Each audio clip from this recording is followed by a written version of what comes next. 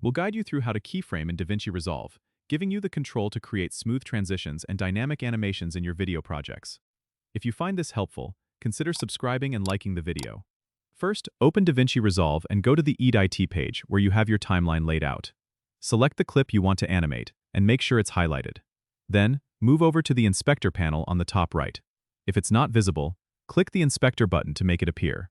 Here, you'll see various parameters you can animate, like position, scale, rotation, and opacity. To start keyframing, click on the DIMOND icon next to the parameter you want to animate. This will set a keyframe at the current playhead position. Move the playhead to another point on the timeline where you want the animation to end or change.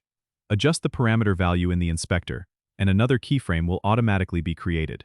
You can repeat this process to create complex animations by adding multiple keyframes.